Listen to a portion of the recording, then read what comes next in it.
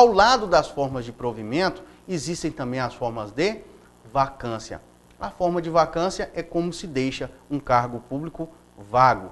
Então, segundo a lei, as formas de vacância são as seguintes, também são 7 formas, tá? Primeira delas, que é o falecimento, naturalmente, que houve o falecimento da pessoa, o cargo fica vago. A aposentadoria também, cumprir o tempo de serviço ou que se aposentar proporcionalmente, o cargo também ficará vago.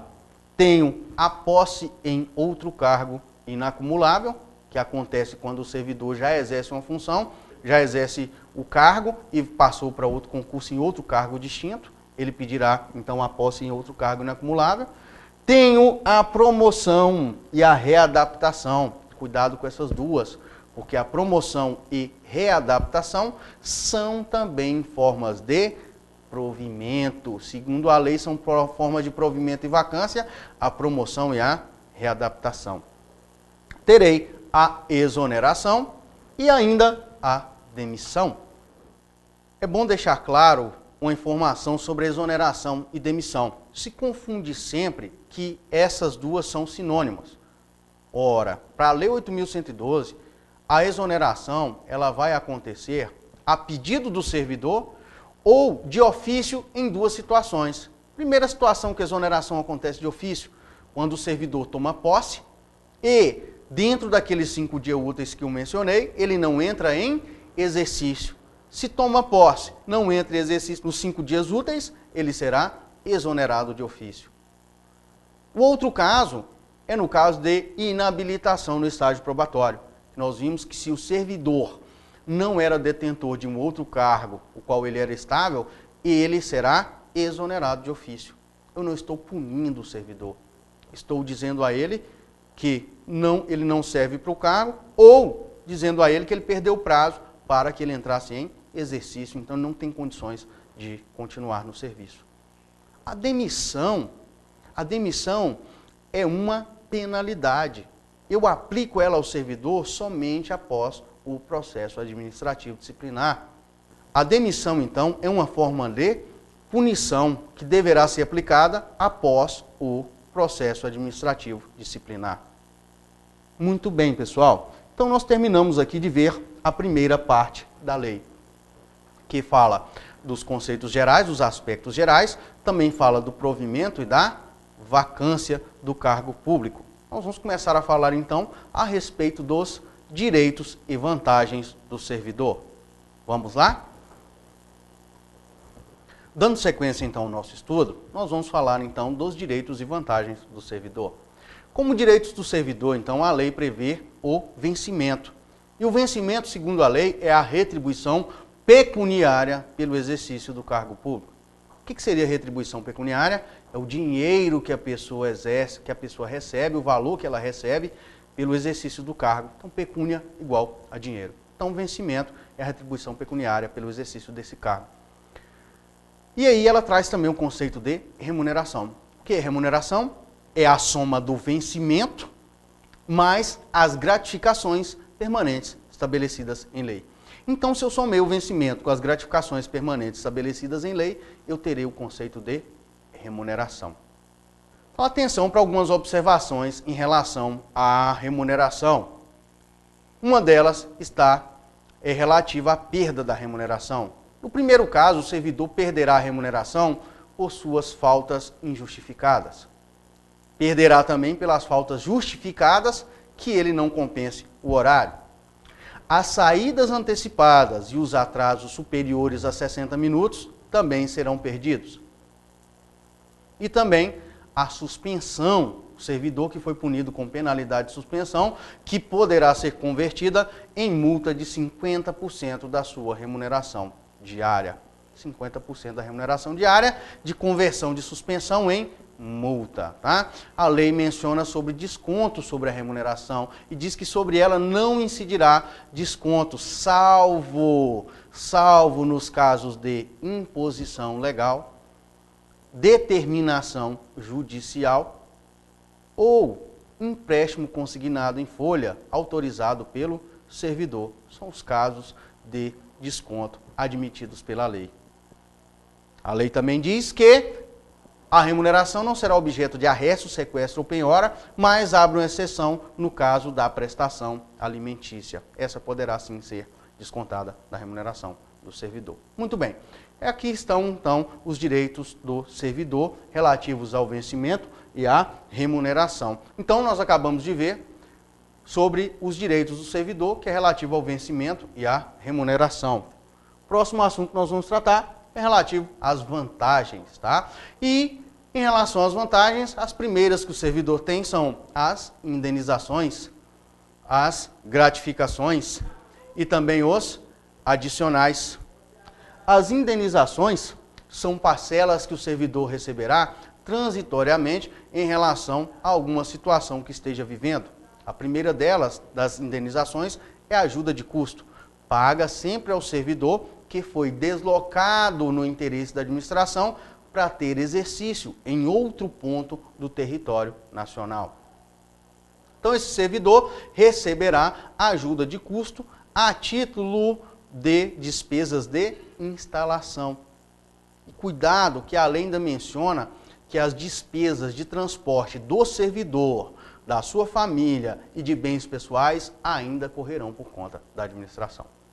Lembrando que o servidor tem um prazo de até 30 dias para se apresentar na nova sede, sob pena de devolver a ajuda de custo. E essa ajuda de custo, segundo a lei, será prevista, será determinada o seu valor em um regulamento específico, limitando o valor máximo em até 3 vezes a remuneração do servidor. Muito bem, essa foi a indenização ajuda de custo. Nós vamos falar um pouquinho das diárias. As diárias serão pagas ao servidor que se afastar eventualmente do seu local de trabalho. Eventualmente e transitoriamente. Ele terá direito, então, de receber passagens e também as diárias. As diárias são para custear no local onde estiver a sua alimentação. Serão para custear a sua hospedagem e ainda o seu transporte coletivo. Muito bem, o servidor recebe as diárias para custear essas despesas e estas serão pagas proporcionalmente aos dias que ele ficará fora do seu local, eventualmente. Lembrando sempre que as diárias não utilizadas deverão ser devolvidas no prazo de 5 dias. 5 dias é o prazo para devolver diárias não utilizadas. Atenção para os casos em que as diárias serão devidas pela metade. A lei estabelece que se não houve pernoite fora da sede, o servidor só terá direito a 50% da diária. Ou, no caso de administração, custear por meio diverso as despesas do servidor, aquelas despesas que nós falamos, né?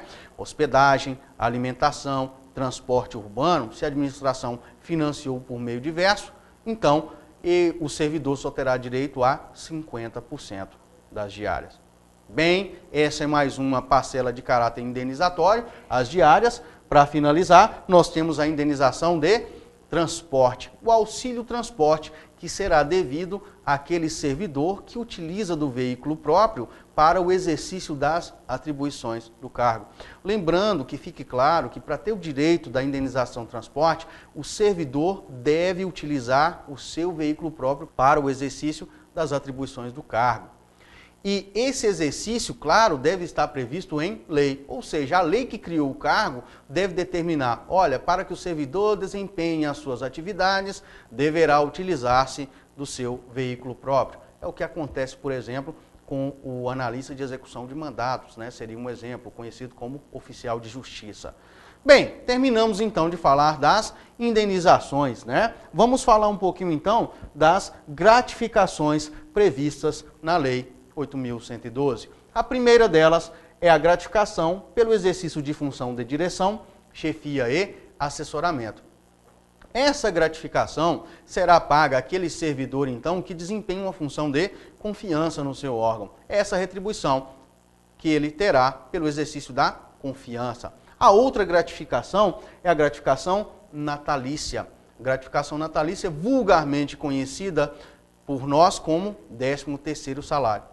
tá? 13º salário aqui, então, nós vamos chamar de gratificação natalícia. Lembrando que natalícia, porque no Distrito Federal, será paga no mês de aniversário do servidor e será equivalente a uma remuneração do mês de efetivo exercício. Continuando, vamos falar um pouquinho dos adicionais. Primeiro adicional que a lei estabelece é o adicional por tempo de serviço. Esse adicional por tempo de serviço será pago na proporção de 1% sobre o vencimento do servidor. Então, sempre que o servidor completar o seu anuênio no serviço público, ele receberá 1% de gratificação por tempo de serviço. Exemplo, se ele iniciou no mês de abril de 2011, então abril de 2012, ele receberá 1% sobre o seu vencimento. A segunda é o adicional pelo exercício de atividades insalubres, perigosas ou atividades penosas, tá? A atividades insalubres, então, está relacionado à saúde, né? Aquela atividade que é prejudicial à saúde do servidor. Ele tem o direito a receber um adicional pelo exercício dessa função. Atividade perigosa, aquela que provoca risco à sua integridade física. Uma atividade considerada penosa por leis e regulamentos. Informação importante sobre elas é que o adicional de periculosidade ou de atividades perigosas e o adicional de insalubridade não se acumulam, mesmo que o servidor exerça uma função a qual lhe dê o direito de receber os dois adicionais, deverá fazer a opção por um ou por outro. Mas esses dois, um ou outro, poderá acumular-se com o adicional de atividades penosas. Temos aí também o adicional pela prestação do serviço extraordinário. O serviço extraordinário, então, é aquele feito fora do seu horário normal de trabalho. Serviço extraordinário, conhecido aí por nós, né, na prática, por hora extra. Segundo a lei, o servidor só poderá fazer 2 horas diárias de serviço extraordinário. 2 horas diárias é o limite. Ele receberá, por essas horas de serviço extraordinário, 50% sobre a sua hora normal de trabalho. Então, eu calculo qual o valor da hora normal de trabalho e sobre ela eu vou adicionar 50%. Para finalizar, nós temos aí, para finalizar não.